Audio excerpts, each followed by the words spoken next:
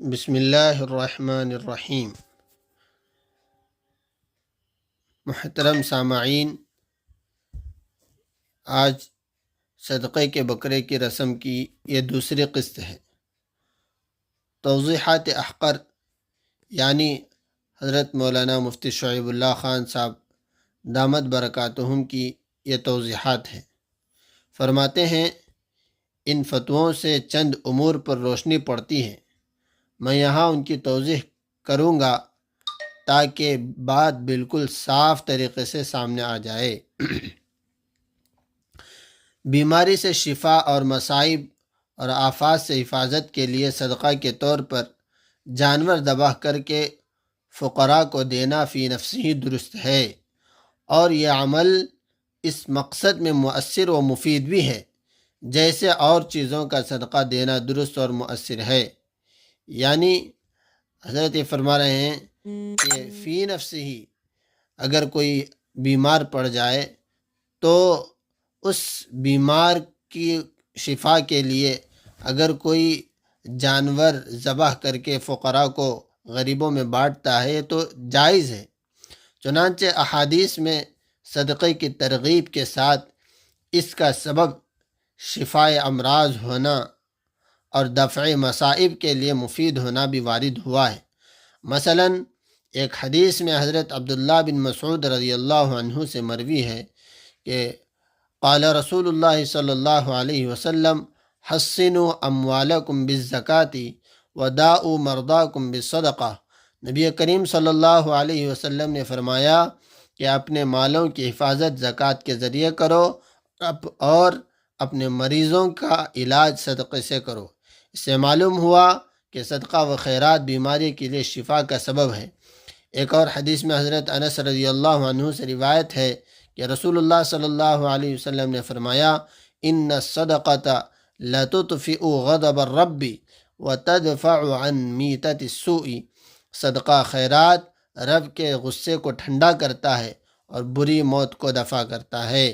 اس سے معلوم ہوا کہ اللہ کے غضب کی وجہ سے جو مصائب و پریشانیاں پیش آتی ہیں، صدقہ ان سے حفاظت کا ذریعہ بنتا ہے، اس طرح کہ وہ اللہ کے غضب کو ٹھنڈا کر دیتا ہے۔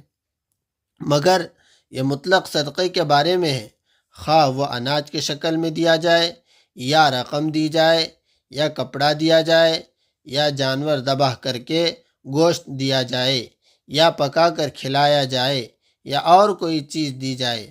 عوام الناس نے بیماری سے شفا اور آفات سے تحفظ کے لیے صدقے میں جانور کی جو تخصیص کر رکھی ہے یہ صحیح نہیں ہے، اور اس میں دو طرح کی غلطی لوگوں سے ہو رہی ہے۔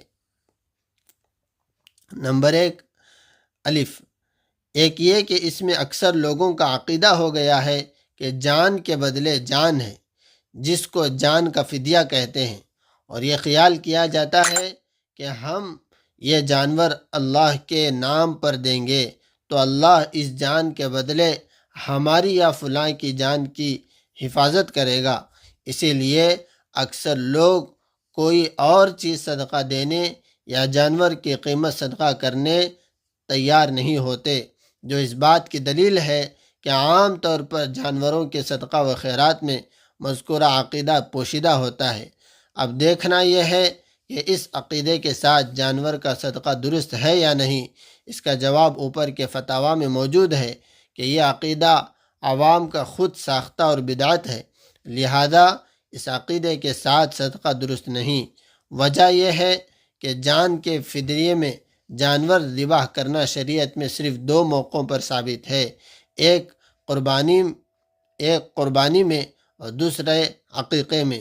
ان دو موقعوں کے سوا کسی اور جگہ اس مقصد کے لیے جانور دینے کا کوئی ثبوت نہیں، لہذا اپنی طرف سے بیماری و پریشانی کے موقع پر جان کے بدلے جان کا صدقہ متعین کرنا دراصل دین میں اضافہ اور بدعت ہے، جیسا کہ اوپر کے فتووں میں تصریح کی گئی ہے۔ اس میں دوسری خرابی یہ ہے کہ شریعت میں صدقہ عام تھا، کسی بھی چیز سے دیا جا سکتا تھا، مگر عوام نے اس کو جانور کے ساتھ مخصوص کر دیا ہے۔ اسی لیے یہ لوگ اس موقع پر کسی اور چیز کے ذریعے صدقہ کرنے راضی نہیں ہوتے، بلکہ جانور ہی دینے پر مصر ہوتے ہیں۔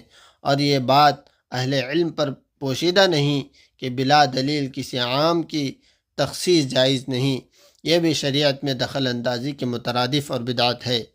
ہو سکتا ہے بعض لوگ ایسے بھی ہوں جو نہ ایسا عقیدہ رکھتے ہوں، نہ تخصیص کرتے ہوں، بلکہ محض ثواب کے لیے یا شفاء امراض اور آفات سے تحفظ کے لیے بلا تخصیص جیسے اور چیزیں صدقہ کرتے ہیں، ایسے ہی جانور بھی صدقہ دیتے ہیں، مگر چونکہ اس سے غلط عقیدہ رکھنے والوں کی تائید ہوتی ہے، لہذا صدقہ کے بکروں کا رواج ہی ترک کرنے کے قابل ہے۔ لہذا صدقہ دینا ہی ہے تو کسی اور چیز سے دیا جائے، روپیہ، پیسہ، اناج، کپڑا، کھانا وغیرہ، بلکہ رقم دے دینا افضل بھی ہے کہ اس سے حاجت مند اپنی ضروریات کو آسانی سے پوری کر سکتا ہے۔